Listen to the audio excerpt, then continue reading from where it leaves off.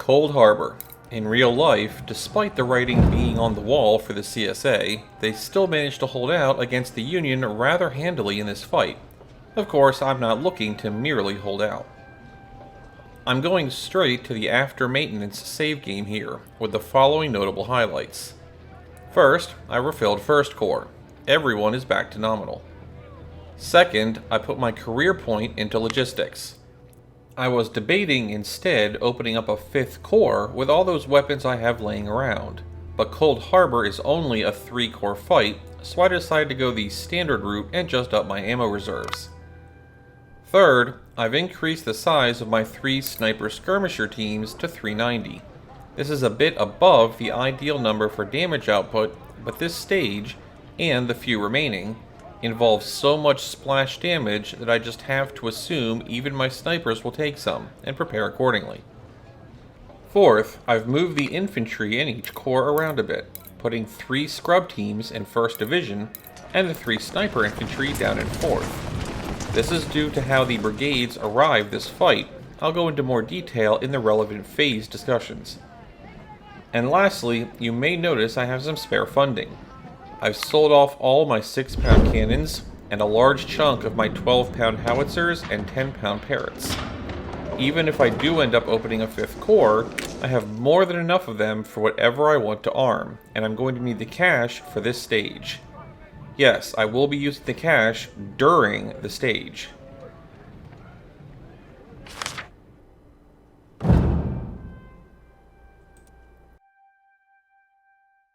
After the Battle of Gettysburg, our army in Virginia has been gradually giving ground to defend against the aggressive strategic maneuvers of Ulysses S. Grant, the newly appointed General-in-Chief of all Union armies.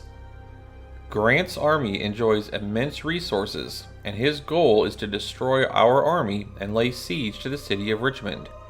Despite our successes, we cannot match the Union's superiority in manpower and weapons. Our forces are stretched thin to guard the borders, and we can only use 3 corps to hold the northern roads to Richmond. Only 3 corps? Okay. Grant tries to swing around our right flank by ordering Sheridan's cavalry to secure the crossroads at Old Cold Harbor, about 10 miles east of Richmond. The Union cavalry has built breastworks, and now both armies begin to shift their formations towards these roads. We are digging in, preparing to defend from fortified positions. Should we fail, the Union Army will break through and march to Richmond. A few things before we head in. First is a quick game of where have we been? Down here, at the Old Cold Harbor Road Junction, we will be fighting in roughly the area of the northeast corner of the Grand Battle of Gaines' Mill. And second, I can't actually draw a box around it as it's off the north edge here, but the left flank of this fight will be taking part in the same area as the Salem Church battle, which is also the area of the convoy ambush stage. So we're just tying all kinds of location-based plot threads together here. Second, speaking of the left flank, this stage will be bouncing back and forth across the map. But other than the potential for a very small window of leaking forces between them, the areas of the left flank's fight and the rest of the battlefield will be getting kept separate. So don't count on these 2 corps being able to help each other out. Both will need to be able to hold their own. And third, the unit that is going to be seeing the most severe combat this stage will be this one. But this map is mostly defensive.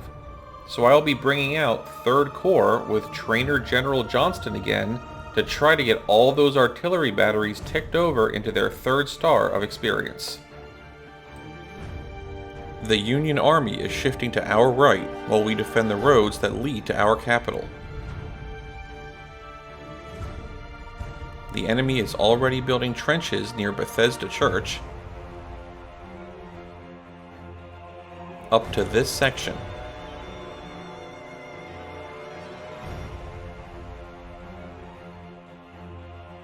Sheridan's cavalry has captured Old Cold Harbor Crossroads, and now, from this position, the Yankees are threatening to advance to Richmond. They are currently building breastworks to secure their new attack base.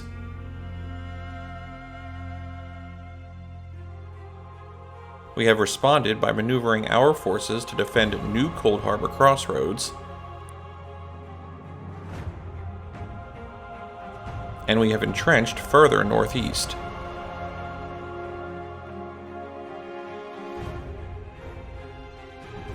Our new breastworks extend to Walnut Grove Road,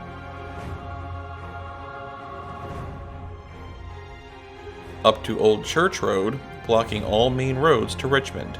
We have to hold and not allow Grant's army to break our defenses.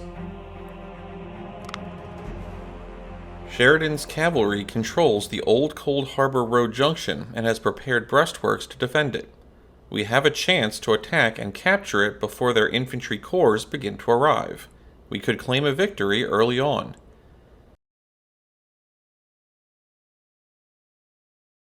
We are also entrenching, and we must protect our defenses, or else the battle will be lost prematurely. So, the battle starts in a very small portion of the map, and gives us an option right away: capture the objective and win immediately. And they aren't lying. If we can take and hold this point, this extra long stage will end so quickly, I'd have to add an extra hour of blank screen just to keep up my average video length. However, this is much easier said than done. The contested timer takes 85 minutes to complete, and this phase only lasts 2 hours, so we'd have to hold on for almost 3/4 of the entire phase's timer. And what makes that difficult is that, despite all the damage I've done to the Union Army, the reinforcements they receive are going to outnumber me by quite a bit, both in total manpower and in things like cavalry and cannons. Add to that the lack of defensive terrain from the approach direction, and the fully bonused and Union-only defensive spots, and trying to hold for that long it's not impossible, but it's going to cost you. And I'd much rather this battle cost the Union instead, because after this stage they get another 6-figure reinforcement, and I'm going to need to start chipping away at it sooner rather than later, as there is very little of the campaign remaining. But the large force is only their reinforcements. What they start with is only skirmish teams, a mid-sized cavalry, and a smallish cannon battery. So the plan is to use the early part of this stage to do damage offensively, and then the rest to let the reinforcements smash themselves against my lines instead. The opening we have is that the Union don't have enough skirmish teams to cover all the defensive spots to start, and they tend to leave this one open. So of the 8 brigades I can bring, I'll be taking 4 infantry, 3 scrubs in the melee team, and having them march straight through to, hopefully, the undefended cannon. They will then turn south, shoot the back of any skirmish team that stands its ground, touch the objective just long enough to contest it, then back out before they run out of stamina. The other 4 brigades will be the sniper skirmishers, who will set up right here, and whose job it is to stop the cavalry from hitting my objectives with a backdoor sweep, and the 3 long-range cannon batteries, which will have a goal of setting up right here just in time for the big fun to begin. Once the big fun does begin, it will just be a standard hold the line type of fight, with me using the wooded cover to hold out against a comparatively large Union force.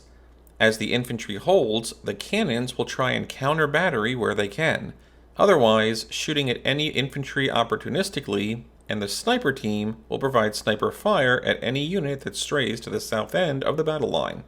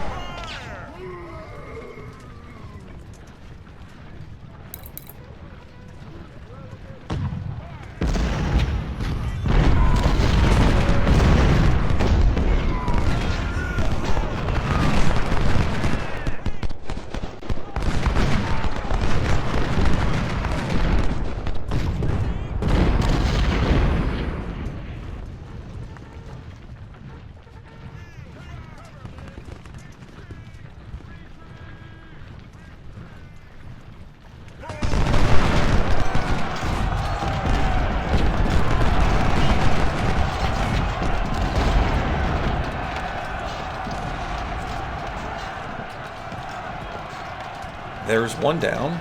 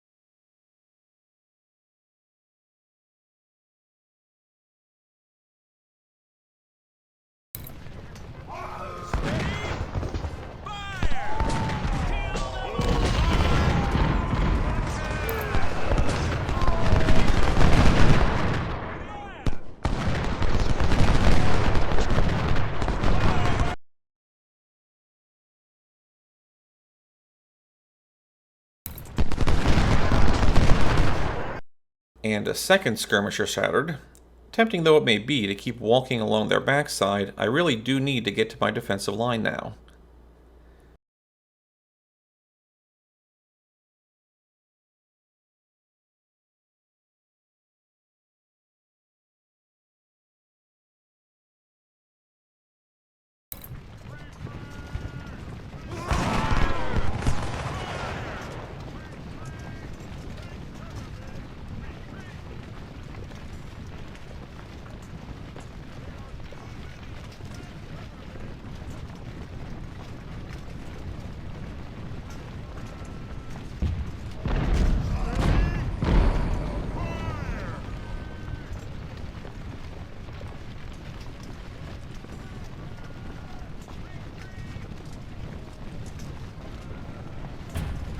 It appears my sniper team stood on just the right spot to give me a view of exactly what is approaching.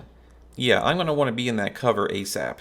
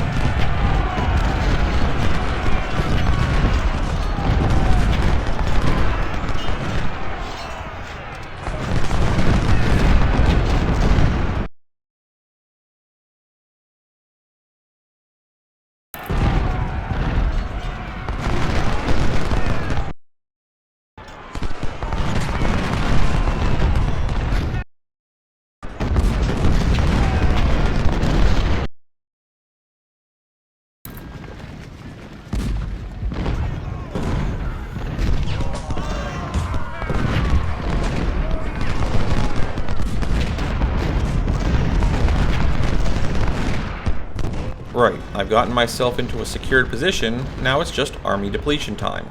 I'll speed it up a bit.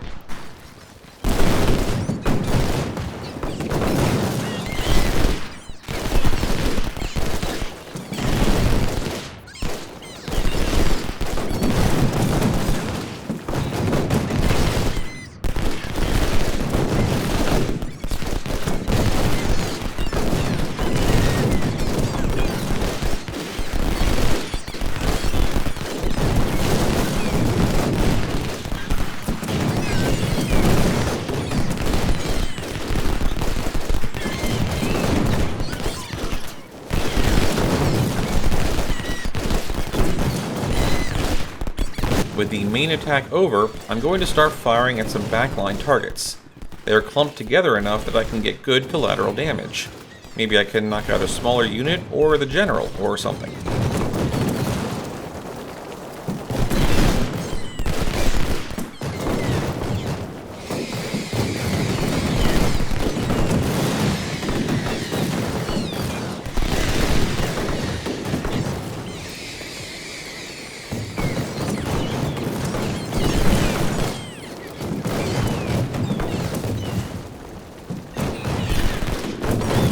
Just some back-of-the-napkin math, but I think I took out 4,000-ish troops to my own losses of only 1,000, of which only 4 guys weren't part of the infantry.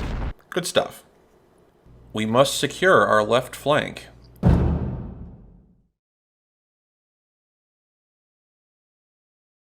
The Federals are shifting their army towards Old Cold Harbor, and we are responding by reinforcing and fortifying our right flank near New Cold Harbor crossroads. Our left flank must be secured and pin down a large portion of their forces if we want our defense to be successful. So we plan to attack and control the area near Shady Grove Road while their army is still on the move. I'm going to do something unusual here and return to camp to refill my troops.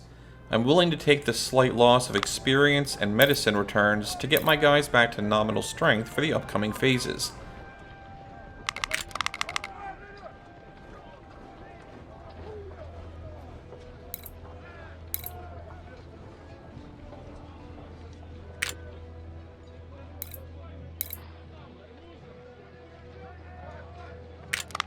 Yes, sir.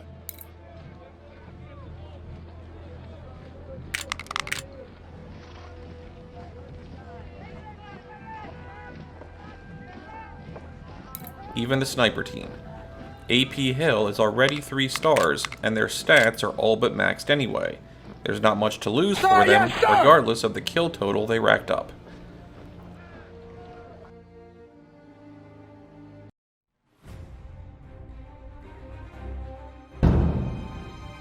We currently hold the passage to Old Church Road, and we must defend it at all costs. The woods near Magnolia Swamp are threatening our left, and we must not allow the Federals to bring more forces there. Crittenden's division of Burnside's Corps is currently guarding this section of Shady Grove Road, and we must repulse him. Securing either Magnolia Woods or Shady Grove Road will force the Union reinforcements to deploy further to the east, allowing our own reinforcements to push forward and press their left. General, if we fail, our left flank will be vulnerable and we will have to withdraw. I don't know who makes up those rules. The defense here looks like it'd be just fine to hold against people moving across open fields and swamp, but whatever. So this is the left edge of the Salem Church and Convoy Ambush stages. If you don't remember there being a swamp in those stages, neither do I. Stupid global warming. Anyway, I'd love to have some amazing strategy for this section that allows you to sweep the Union force with minimal casualties, but sadly there just isn't time. The battle timer this phase is only an hour 30, and we actually have to finish capturing at least one of the 2 objectives by that time, so we need to take a point with a time buffer. I'll be taking the direct approach. Both deploy boxes will have 5 infantry brigades in them, mixed between scrubs, mid-range, and sniper infantry, with the bottom box using its 6 deployment option to throw in the 20-pound Parrot long-range battery in the top right. I'll just let him fire at whatever he wants. With a scrub team in front, the southern team will charge across the field to the enemy brigade here, unseating it. As it's running, I'll dispatch one brigade to turn south and chase off the other brigade, with the goal of trapping them in the corner and eliminating them. And the other 4 will turn north, chasing the 1st brigade until eventually arriving around this area. Then they will split up and prepare to fight off a reinforcing half division. The north team will, again with a scrub out in front, charge across to the enemy brigade here, chase them off, then turn north, occupying the forest as they go. They will try and get into position to allow them to attack anyone crossing the field, but their job really is to just hold the objective. And, I suppose, if they have a spare moment, give additional coverage to the anti-reinforcement team to their right. The Union, in addition to getting a half division on the right at 1948 on the clock, will get sets of reinforcements from the north as the stage progresses. I'll leave them to it, I only need one objective to not lose the map. And speaking of the map objectives, the victory condition of this stage is not very well defined. If you look at the objective list, it looks like if we take either of these 2 points, then hold an additional point a bit later in the stage, we should get a victory. But that doesn't work. You'll see in Day 2, Phase 2, that even having all the necessary objectives taken doesn't cause a win. So don't overextend yourself thinking that you can end the stage early on this phase if you get both points. You can't. This has been confirmed by everyone's favorite Ursine. Yes, he's still helping me with this walkthrough, I just haven't had a lot of chances to get his picture up lately. Anything to say, Panda?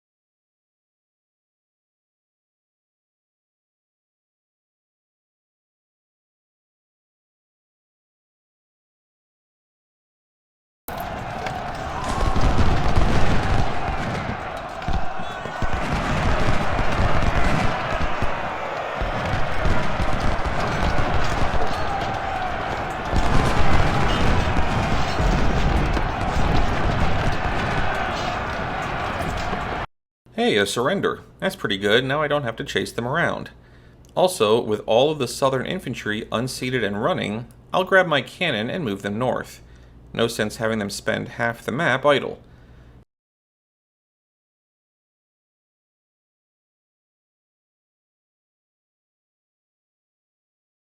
And lastly, let me make sure my infantry is spreading out here, both to stop anyone running in from the north and to get in behind the remaining wall defenders and give the old surprise enema.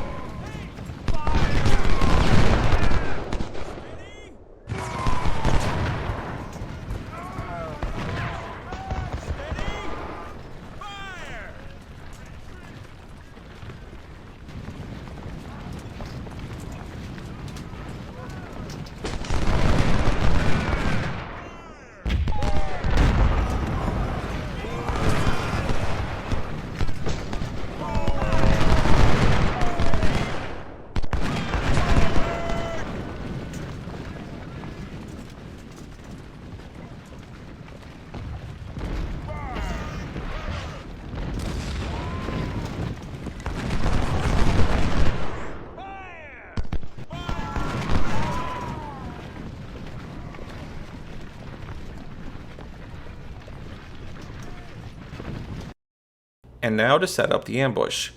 Due to size and time constraints, I won't set up a semicircle. I'll just stack 2 infantry on each entry point to immediately melee them as they come in, and have the sniper infantry stand to the side to fire, well, directly into the melee. But thanks to what we learned when I went all Longshanks way back in the Newport News stage, firing into a melee hurts the opposing forces way more than your own. Technically, all you are taking is the splash damage.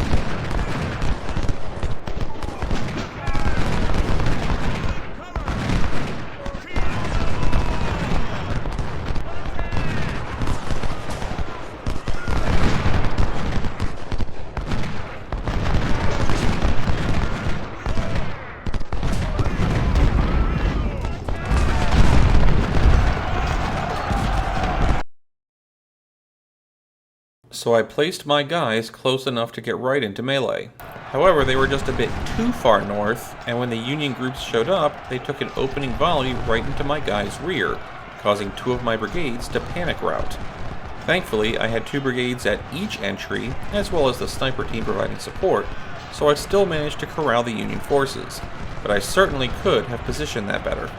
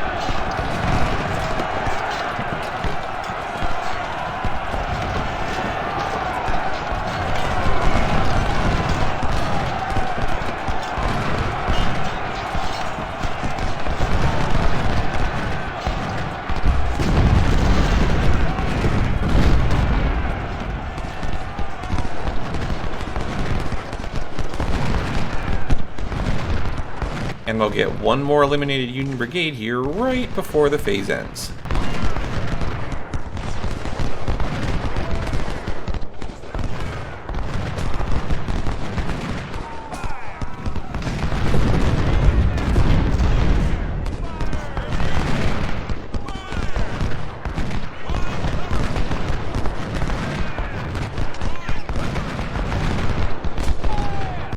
Our right flank is under attack.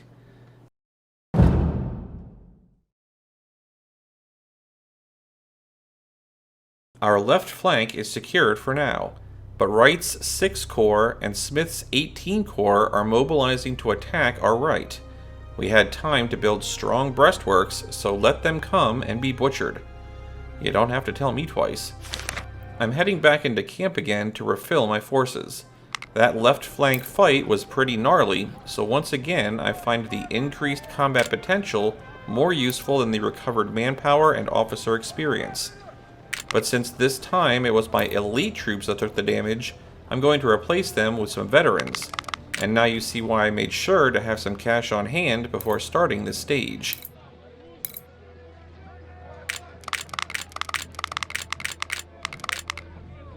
Yes, sir.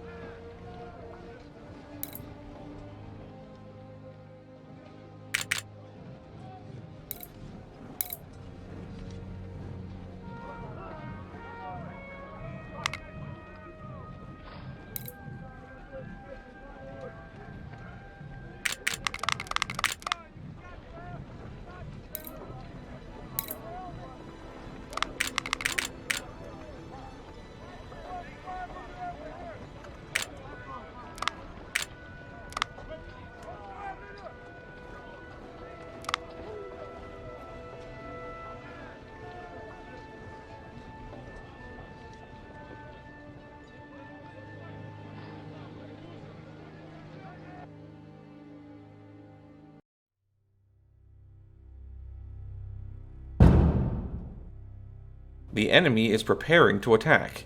We have built heavy breastworks at the road which connects Old Cold Harbor with New Cold Harbor. The other road which leads to Richmond, Walnut Grove Road, is defended at those woods and here.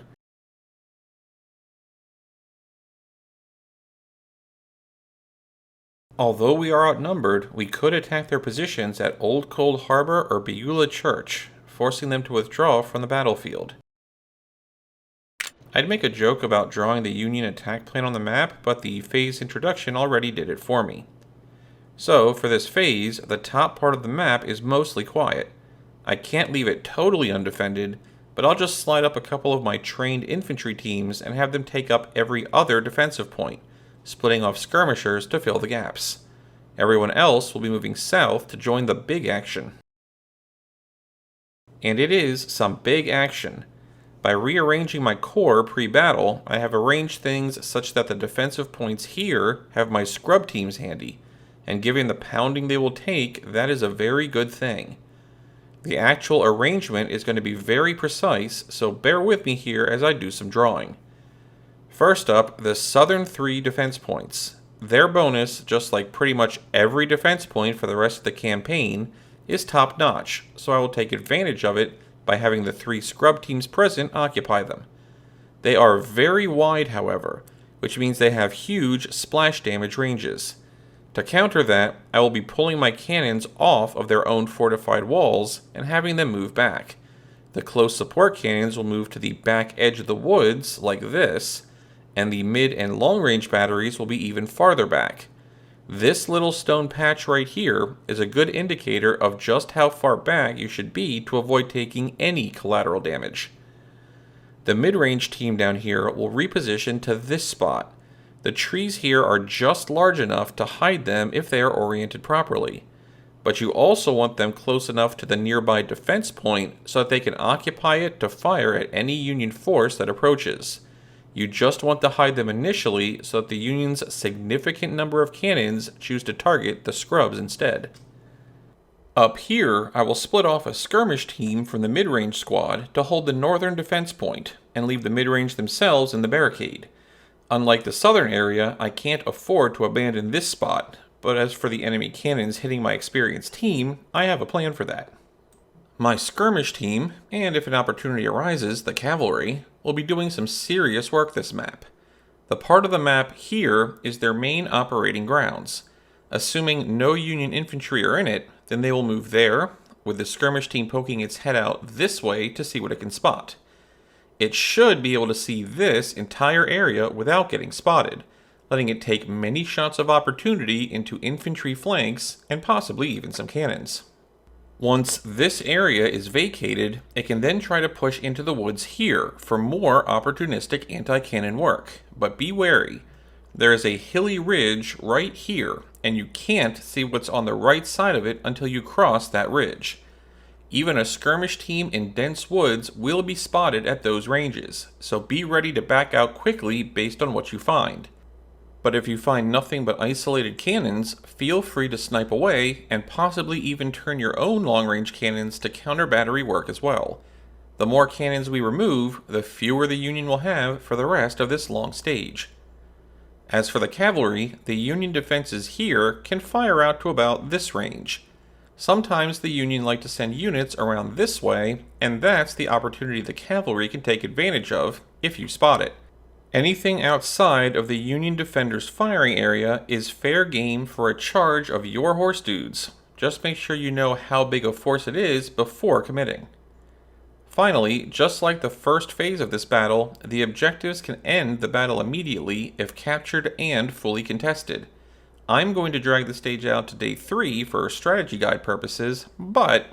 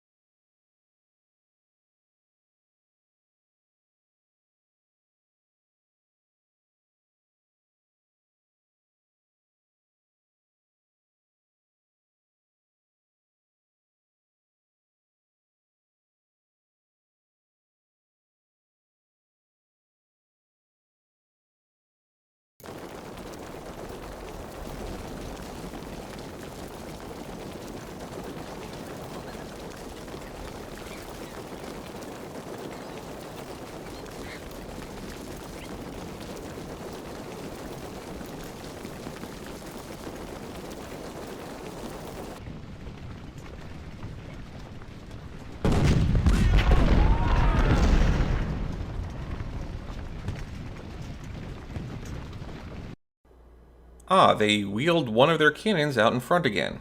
Glad to see General Grant is learning his tactics from his predecessors.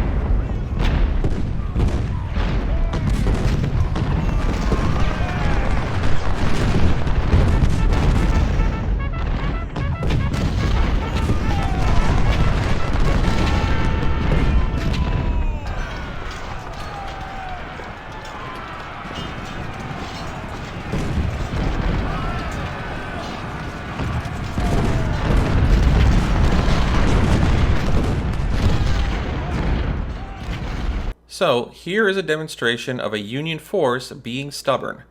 The way this phase is supposed to work is that the Union charge the heck out of the southern part of my line, but instead they are lining up outside the range of my defenders and standing there. Basically, they see my defenders and decided not to move in. This means they are standing in the open getting cannoned, but then again, they have cannons of their own and are firing back. While I am doing about 4-to-1 damage in this scenario, it could be so much more so. What I'm going to do is take my guys off the wall and hide them in the woods. If the Union lose sight of them, their decision making might decide that an attack is far more favorable and actually move in, at which point I can reoccupy the wall and myrtleize them.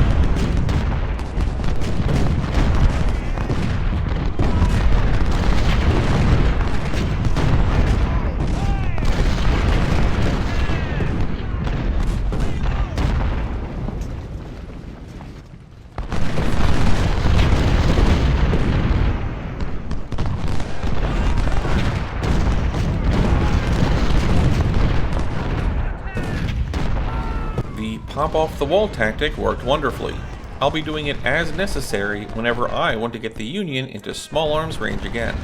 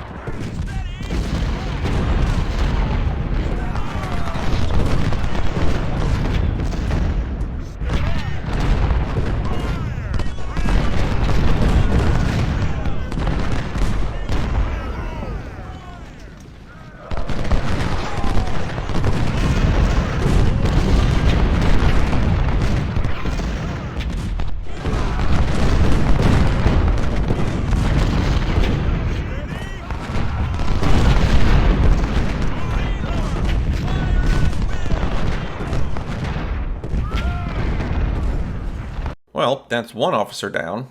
Just a brigadier general. Hopefully it doesn't get any worse than that.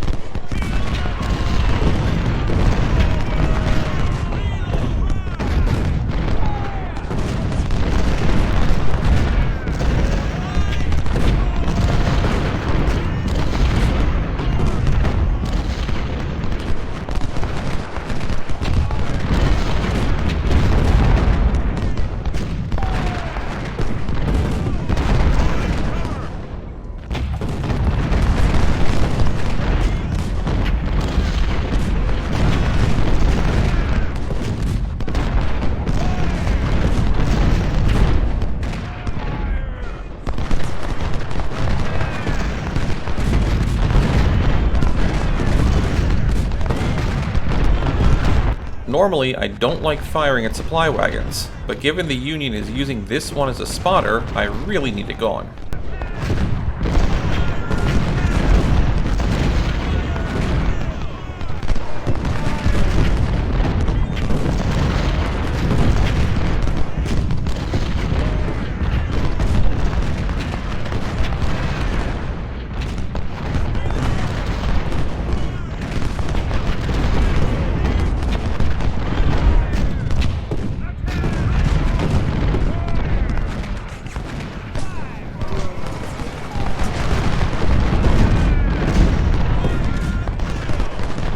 Another Brigadier General down. Not a great day for the scrub teams.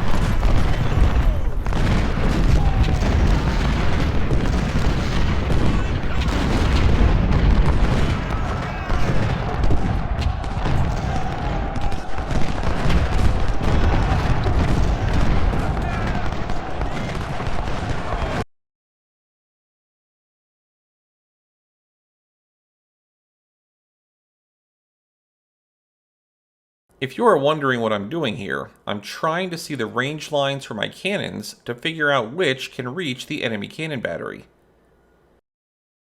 Yes, if you guys want to make seeing the range lines easier, Pando would like to remind you that his mod does that.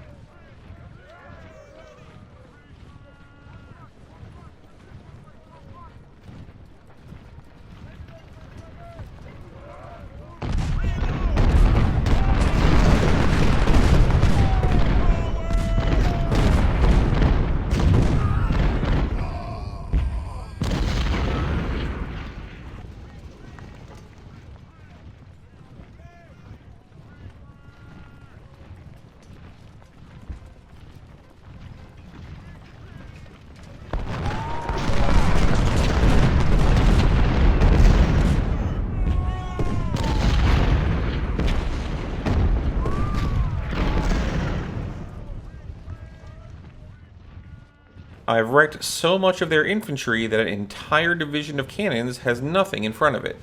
You'd think that's an opportunity, but sadly, this one depleted Union brigade decided to wreck my sniper's plans.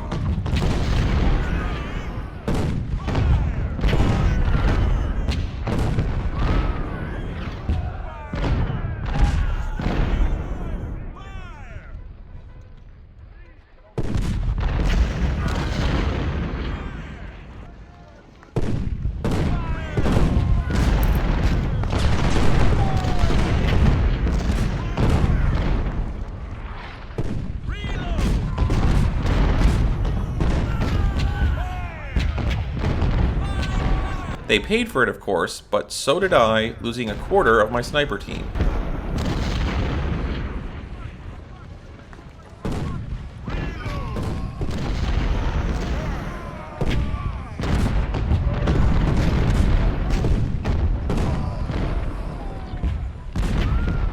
At least I got a supply wagon out of the deal.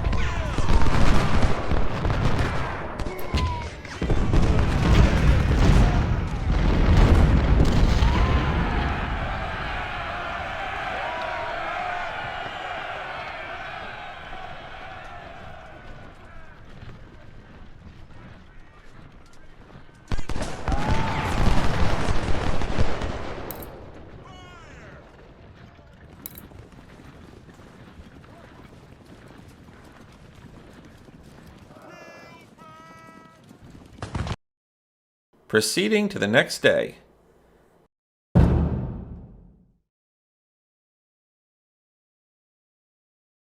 Yesterday we held our lines, but the enemy continues to become stronger.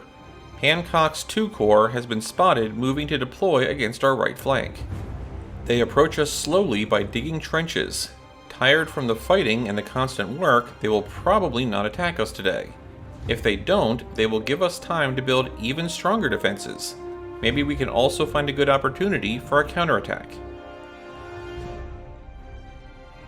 I'm popping into camp to refill the damage done to the sniper team. Like last time, they're basically full on stats, so the value in re-strengthening them outweighs the loss of officer experience and medicine returned manpower.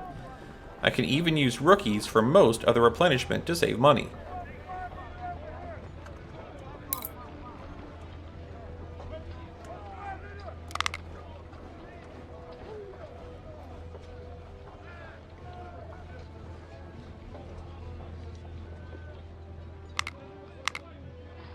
I'm also going to restaff the scrub teams with new officers, but this time I won't be refilling their numbers. The scrub teams and the cavalry squads can still benefit from having their officers gain experience from their action, and I'm making the call that refilling them now will not be as useful as refilling the elite snipers for that reason. The utter pounding the Union took last phase also has something to do with that decision.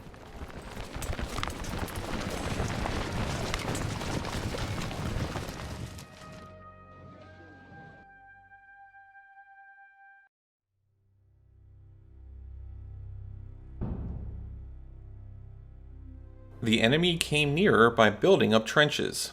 Our defenses at those gentle ridges are very close to their lines and should be highly defended.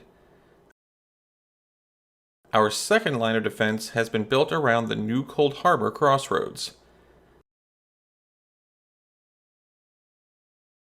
The breastworks extend to the right at Turkey Hill. We must be very careful our defenses here are not breached.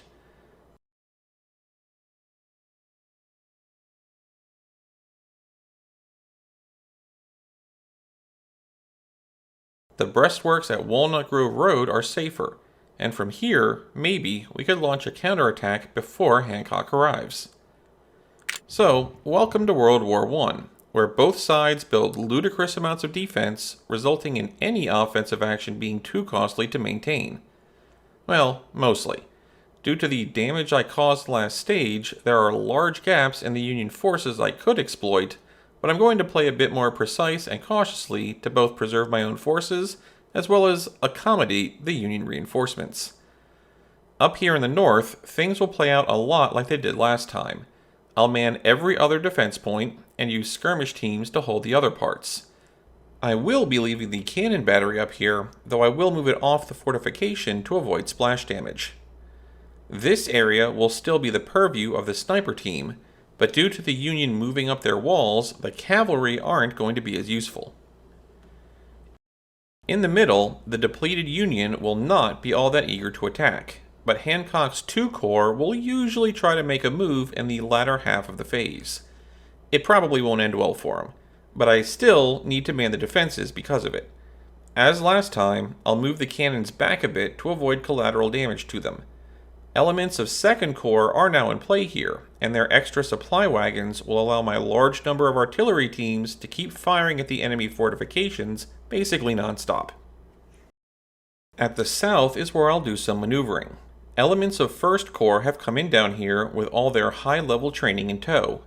Guess what, Alfred 007? The Sylvestrian are back in action. The Union defenses extend to here, but they are very thinly staffed towards the south end. So I'll grab the various infantry guarding the second line, have them slide south to join the overflow troops hiding off-map down here, and end up having a full division of infantry charge their south wall where their defenses aren't mutually supportive. After smashing through it, I can then proceed to march all over their backsides, smashing enemies off of walls from behind. The Union's second defensive line is hiding right here under the force meter, and that is my stretch goal. Attempt to eliminate any unit I can find south of it. The reason is that wall defenders tend to have the same position throughout the stage. Anyone I can shatter now may very well leave gaps in future phases, making an actual assault in a later day much easier.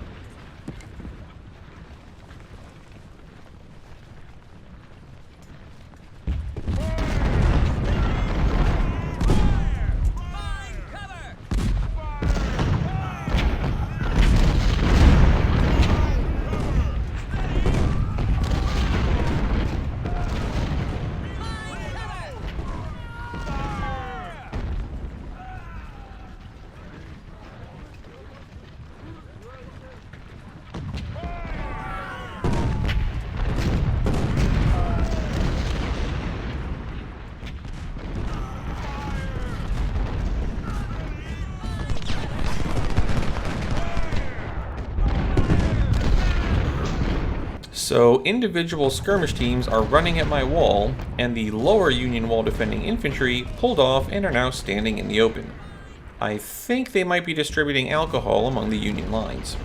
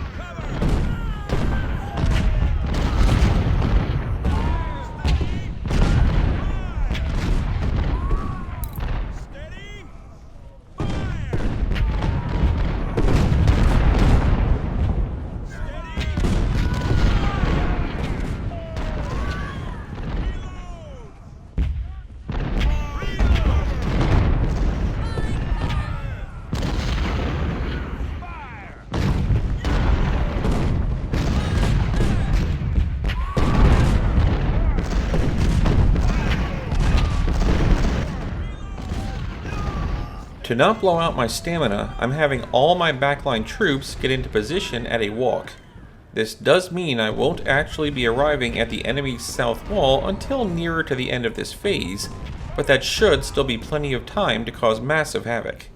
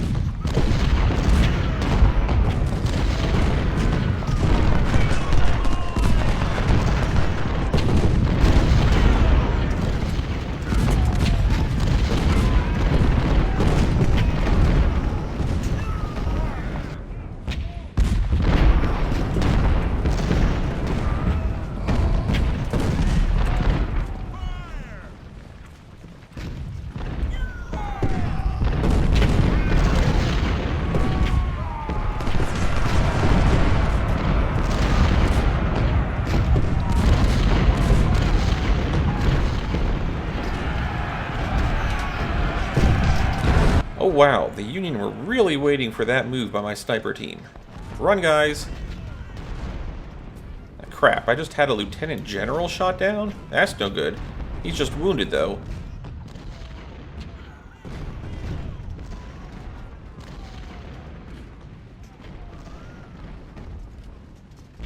So, I got their cannon battery. Was it worth it losing a Lieutenant General and a quarter of my elite sniper team? Honestly, it probably was, since the General will be back at the end of the stage. Still, that was way closer than I was hoping.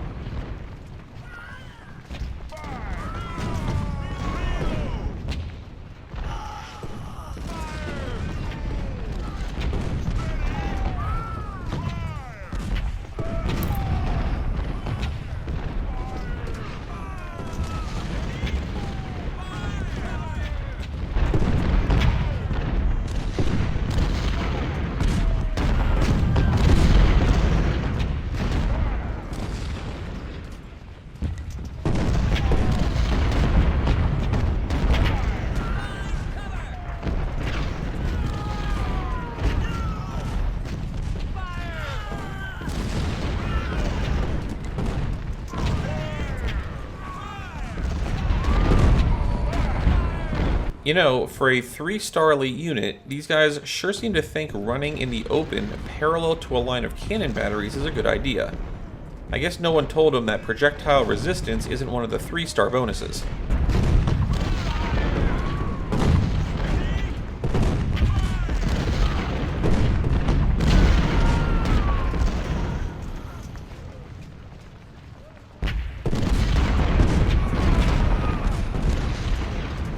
In other news, no one is defending the bottom right Union defense point.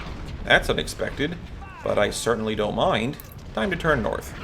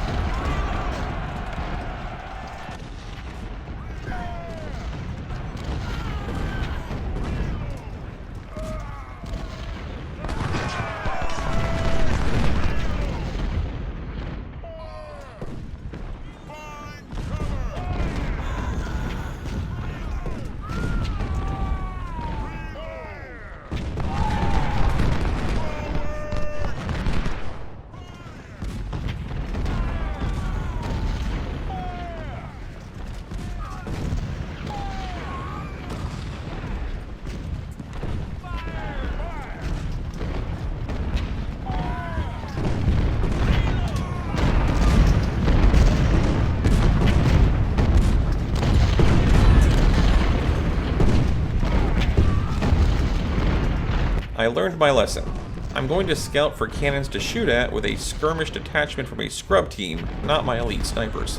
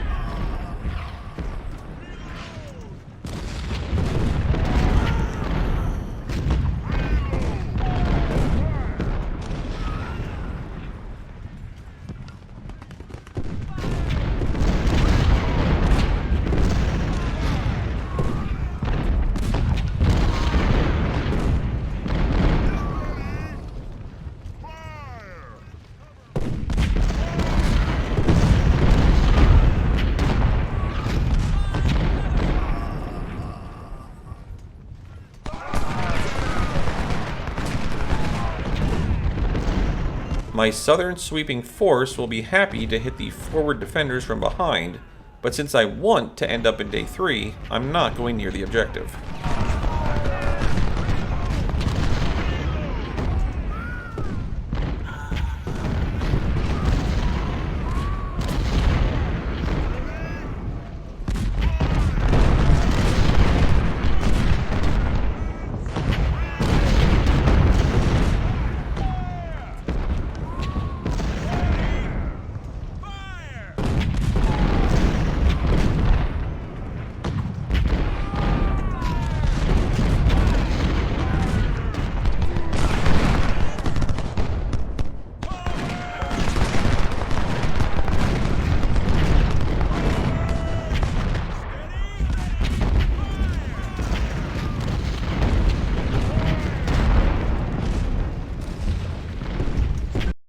Observing the left flank.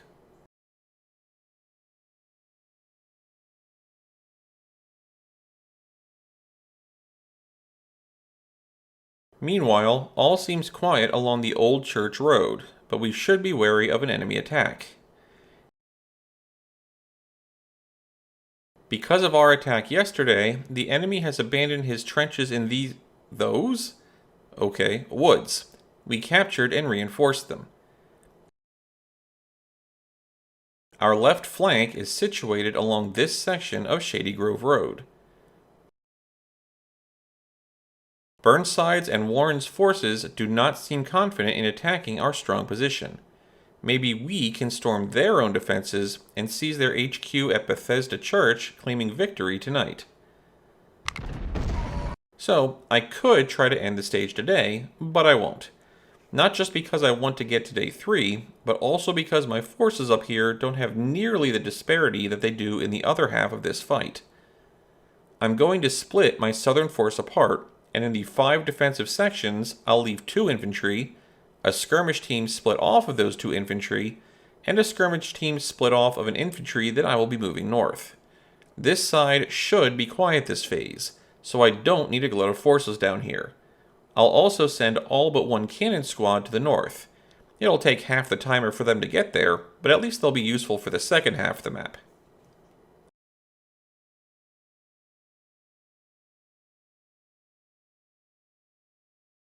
At the north, I want to slide scrub teams into the areas that will take the biggest number of hits this stage. That would be these 2 areas. My 2 scrub teams are pretty far away from them, but like the cannons, while I can't stop the sniper squads from taking any damage, I can still get my scrub team there eventually to save them from at least part of the attack. While this side of the map will see more combat than the bottom half, it still won't be much. This phase is mostly an artillery exchange, and most of what I can see is in the north, which is why I'm moving most of my cannons up to this area. My cavalry won't be doing much either, so I'll just have them run around in the back for stamina training whenever I think of it.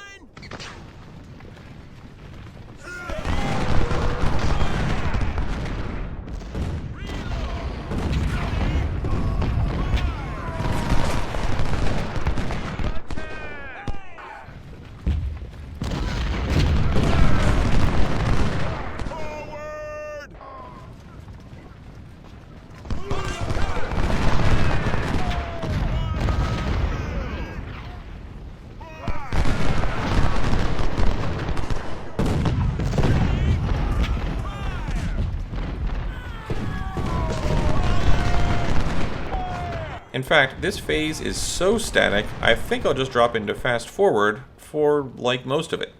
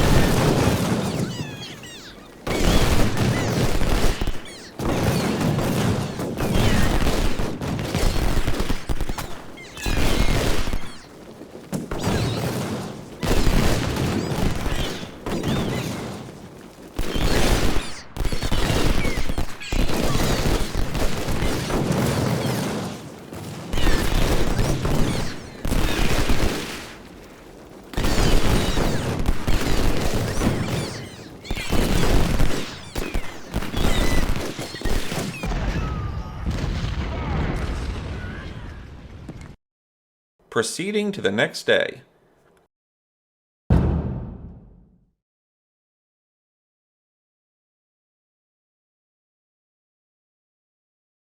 The Union Army was resting all day and now, at dawn, mobilizes for a full attack. We must defend our lines at all fronts and not allow the enemy to pass through. Hopefully, our breastworks will be strong enough to repel them. I hope so, given we also outnumber them heavily.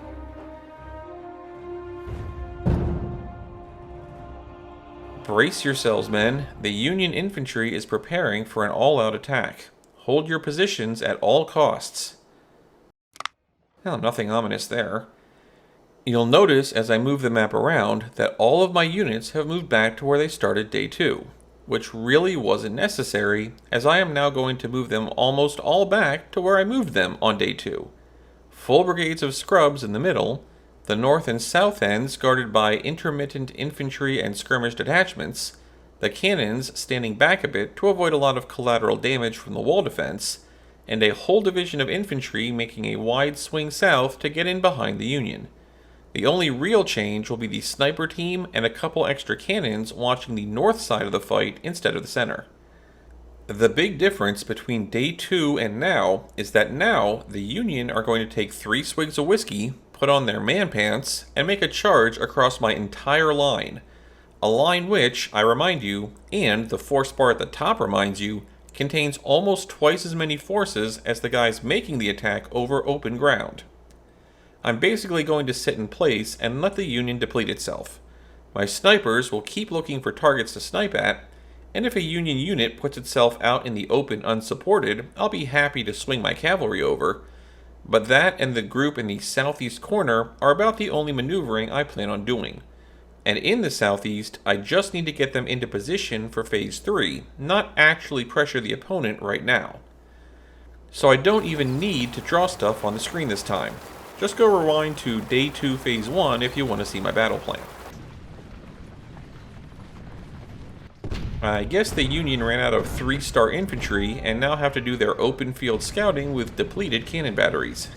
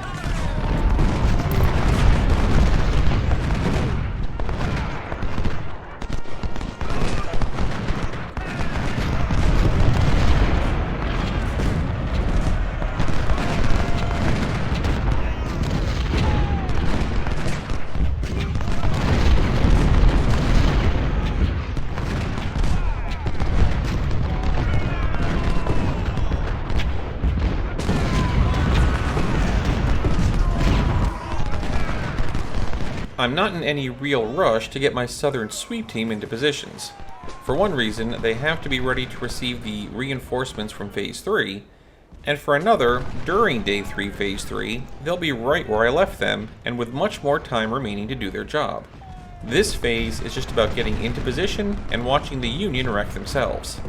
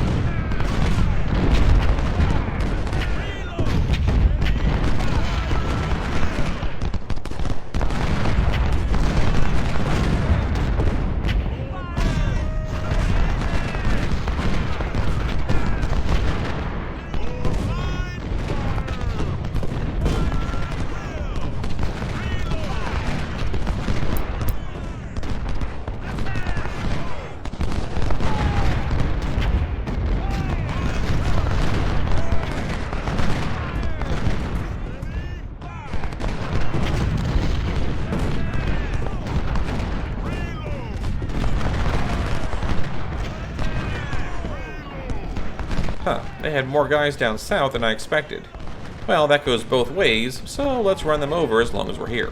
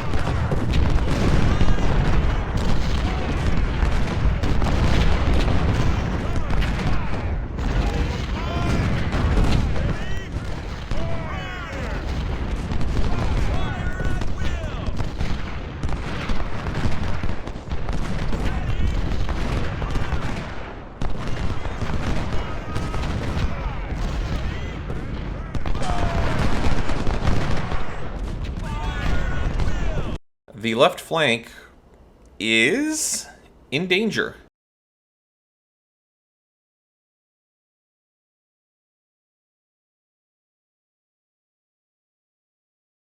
Meanwhile, Burnside's and Warren's corps are mobilizing to assault our northern defenses.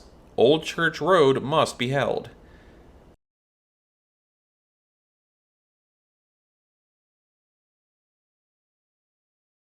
Our left flank is defended, but not sufficiently to cover a large front. So the enemy will surely attempt to breach our lines here. The stage intro isn't lying. The only reason this is going to not look that difficult is because of all the damage I've done to the Union over the campaign. Just like in the Cold Harbor area, the Union are going to take most of their troops off their walls and assault me across my entire line.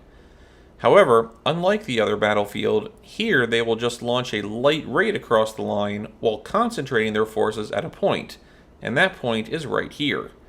This is actually a smart tactic, since the infantry in the defensive spot here has a facing of this, meaning that there is a large area in this part of the map that allows them to get shot in the side.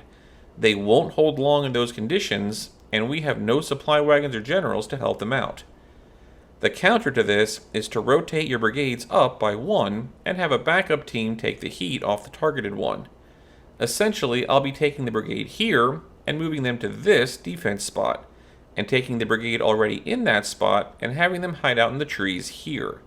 I will also, as needed, have my sniper team and my skirmish cavalry be in position in this area to rush in, take side shots, and rush out. And move most of my cannons to these spots, even the ones way at the south. If you are wondering why all that is necessary, check the force bar at the top. Even with everything else going on, the Union here have numerical parity to me. If the Union breach this defensive spot, they have basically a free rein to get to your objective point from a safe approach vector. This phase is the one most likely to result in you losing the entire map, which is probably why Panda Crowd prefers ending the stage before this point. You must hold.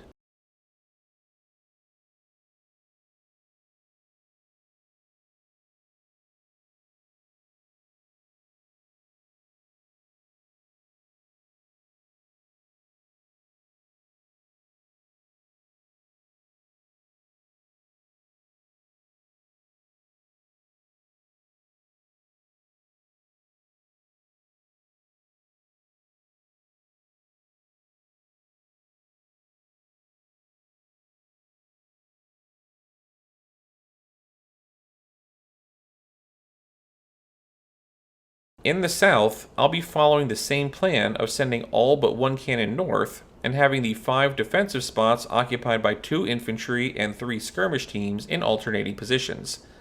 However, unlike Day 2, these guys will probably be seeing some combat. Looking at the Union defensive works, there is an area in the woods here that you can advance to if you want to be daring. I don't actually advocate trying to go through it to the enemy objective point. I mean, you can, but it's a big risk. But what you can do is slip a skirmish team into it to see what they can spot. Best case is you find an isolated cannon, and if the infantry team here isn't busy, it can run forward to engage it. I'm not going to bother trying to get my scrub team into the big fight/damage sponge position this time. They just wouldn't make it. Whoever is already there will just have to do the job, whatever it costs me in replacements later. Note that, as I've said before, the AI in this game, at least at the strategic level, is fairly robust. If they launch their coordinated assault at the weak point in the north line, and find out it isn't working, they will eventually give up and back out. As you watch this phase, especially the early part, imagine the Union sending 3 times as many brigades, with each being twice as large. That is what awaits you if you haven't been depleting the Union's army over the course of the campaign.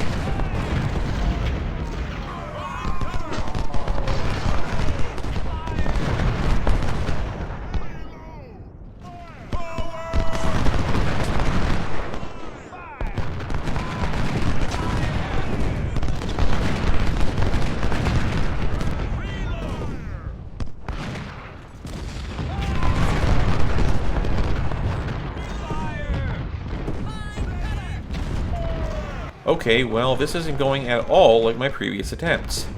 The Union gave up on the northern push way earlier than usual, and now seem to be concentrating in the center, which doesn't have the glaring side shot weakness the North Front does. I certainly don't mind, but it does make my spiel in the phase introduction seem a bit unnecessary.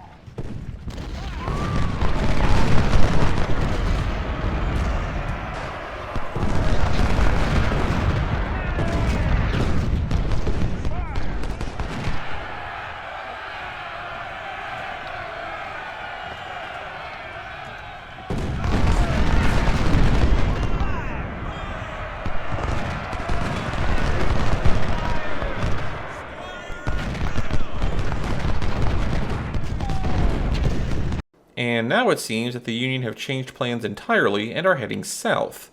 I don't have a ton of forces down there. On the other hand, they are charging over swamp grounds. That's really not a good idea for them. Glad I left that one cannon down there.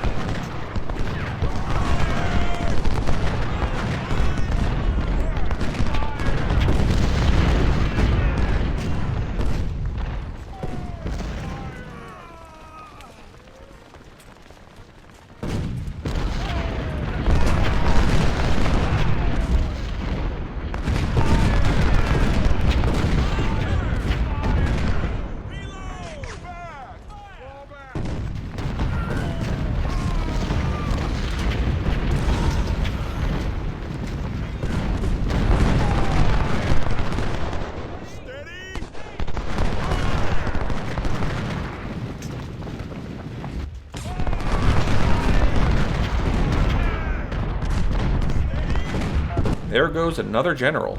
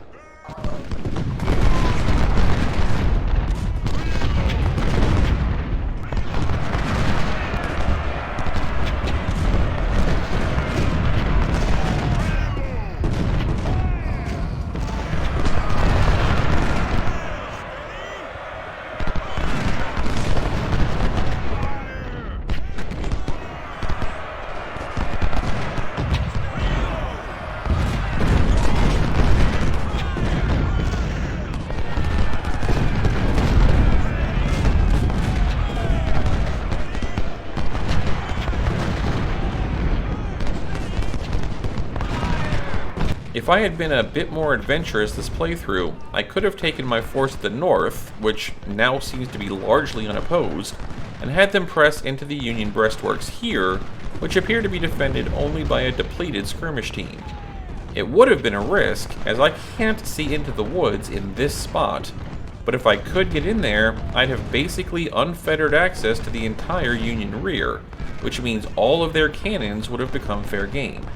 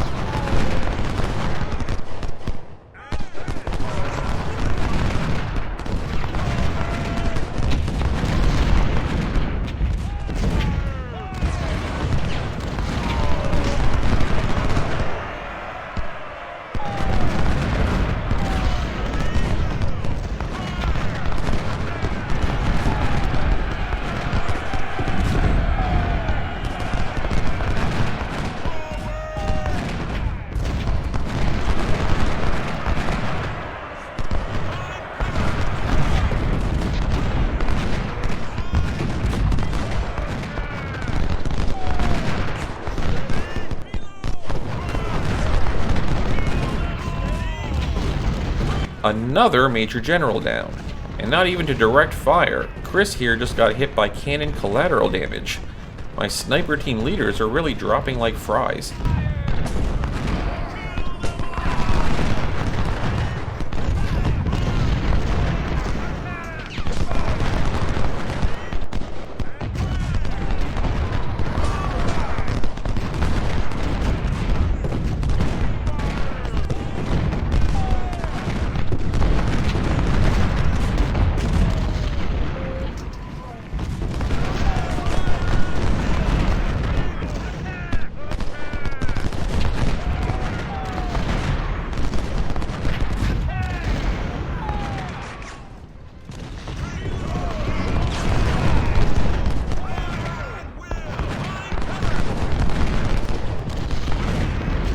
The battle continues along the right flank.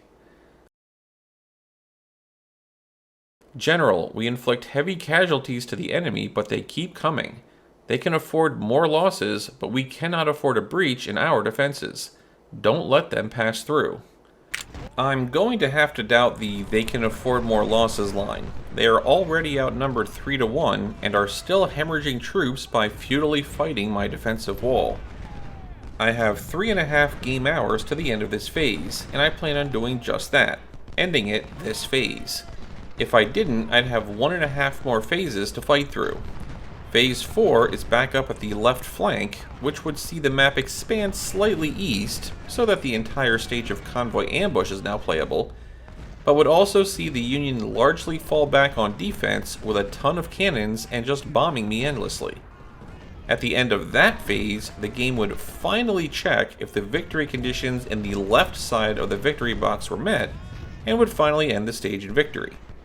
But I don't want to have to suffer hours of cannon fire to get to that. The half a phase would be that, if you held the necessary objectives but had lost more than 40% of your army, then the game falls into a fail state where you get to try and salvage a Phase 5 draw. But if you reach Phase 5, a win is out of the question.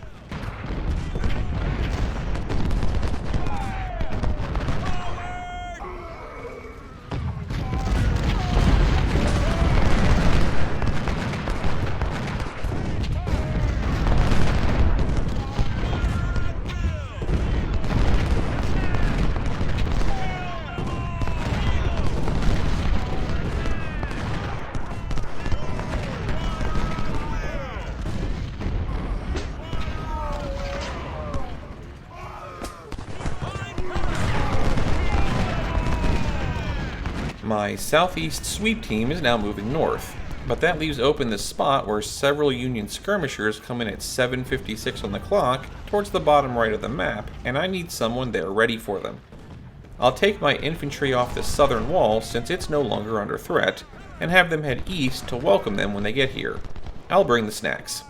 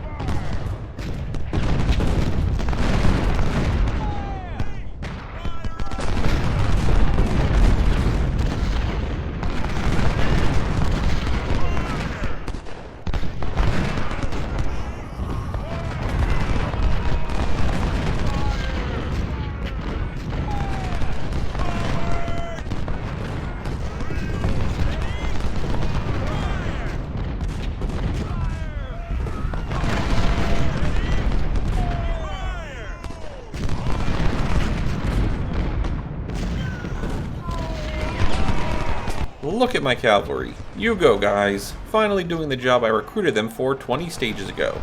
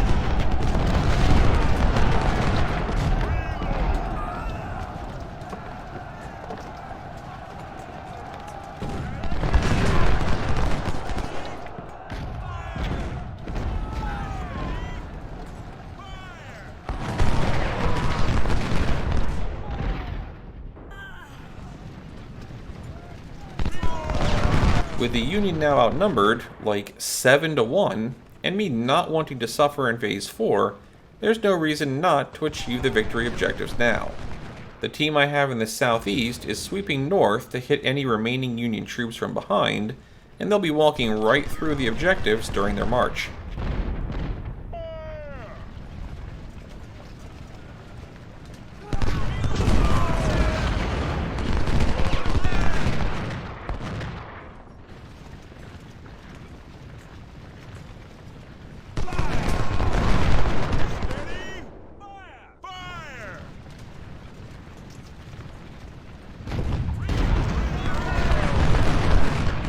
Given the brigade count and depleted size of these troops, I'm guessing this is some of the units that were present during earlier phases of this fight.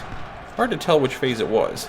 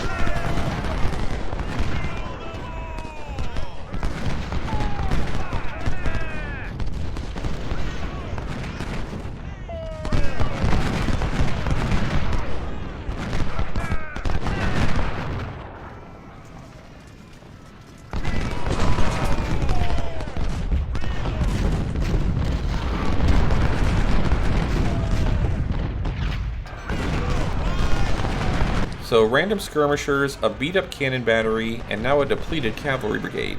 And I'll just spoil it, but there's also a 400-man skirmish team approaching here.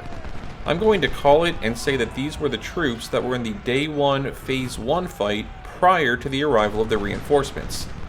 Which means that if I hadn't been aggressive during that part, I'd be facing 3, I think, additional skirmish squads.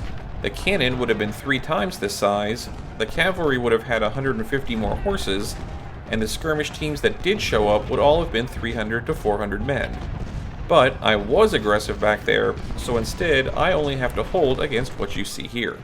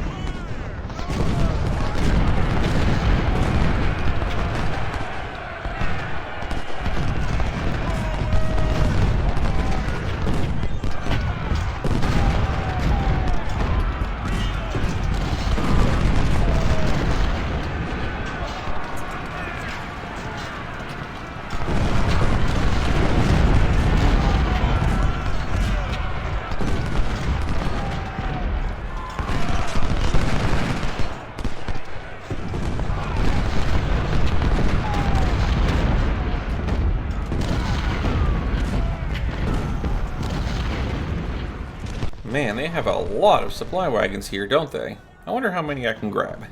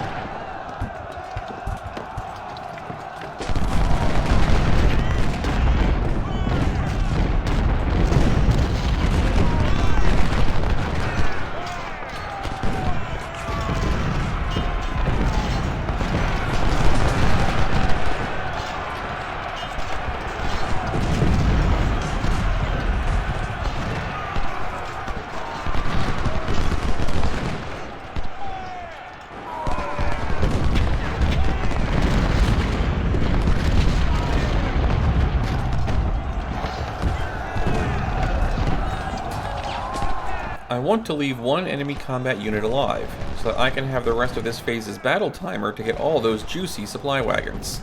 The minimum value for a supply wagon is 5,000, but most of these are near full, so I should get well over 5 figures for each one I grab.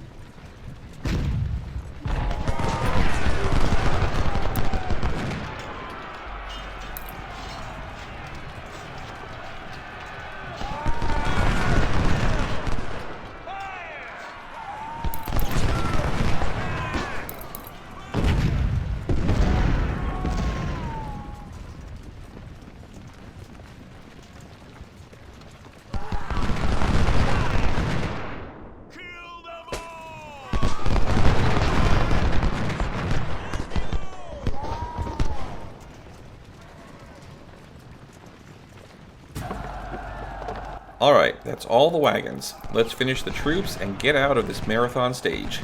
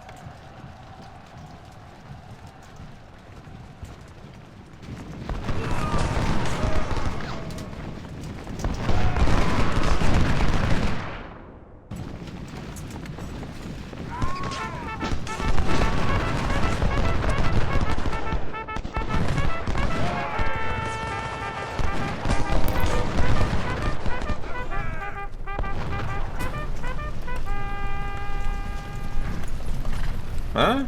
Oh, right, that lone skirmish team down in the corner.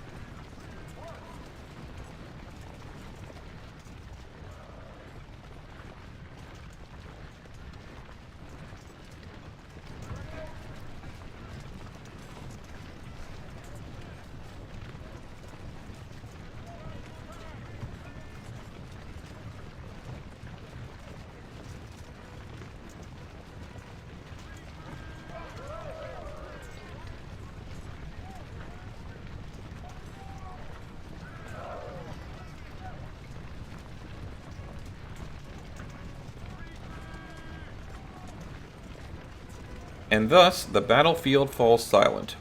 Union fallen as far as the eye can see, ground hit by so many cannonballs it's been effectively plowed for the next 20 years, and me giving my men orders to walk all around the battlefield to build their stamina while the final Union squad tries desperately not to run into... never mind. Hold on. The Union have 0 troops left, and I have all the objectives. Why isn't this stage ending? You know what? I don't care. That's just 15 more game minutes of me training my guys' stamina. It's so short a time, I'm not even going to bother dropping into fast forward. Just enjoy the total peace and serenity of the remainder of the stage.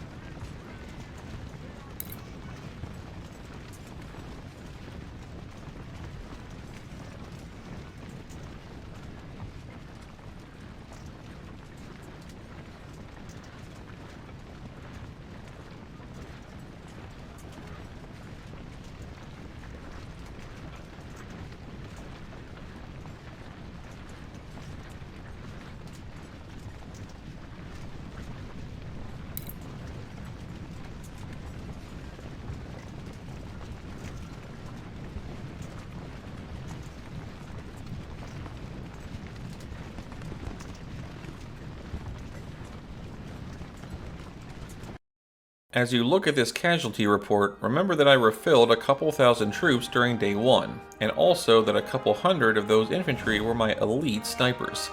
Still, I can't deny that losing 7,000 men to the Union's 47,000 is a great result.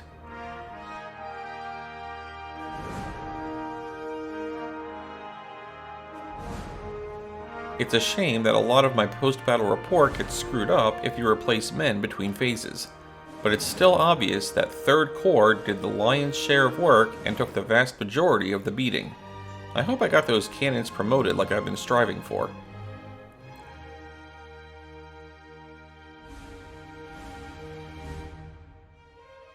Remember, this is just the 3rd day.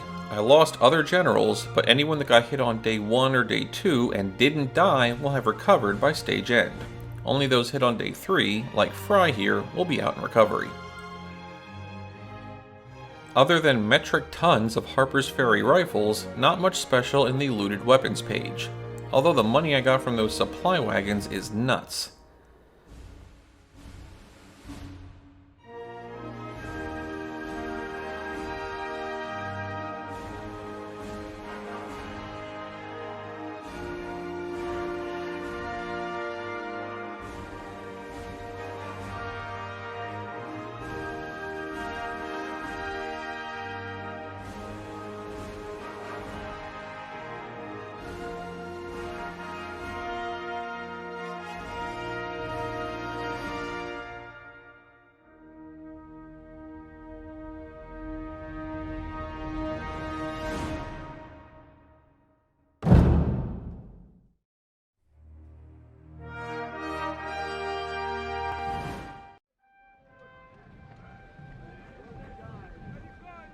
Ribbons and reputation. Woohoo.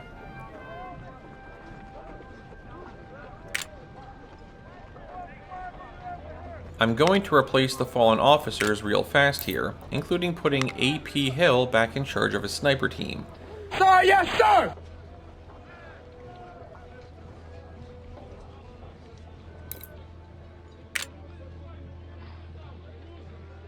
Sir, yes, sir!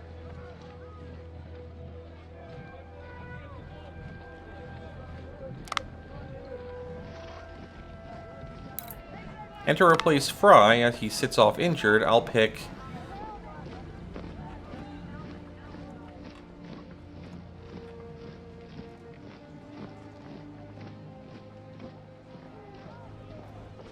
This Major General Adam will do.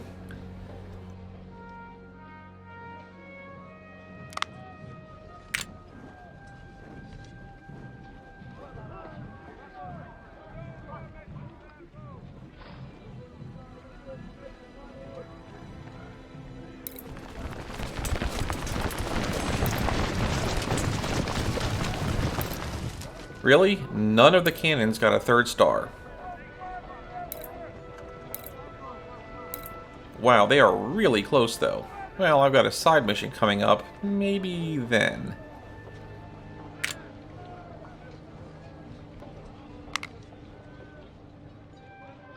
Once again, I'm holding off the career point choice. I need to consider making a 5th corps.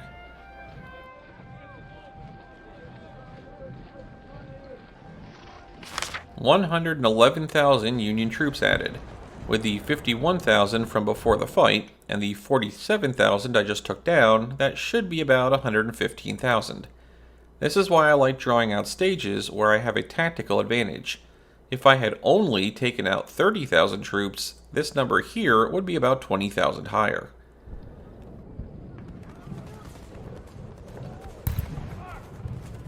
There are 2 new side missions, and then the coup de grace, Washington, D.C. This series is nearing its end. I'll see you next stage.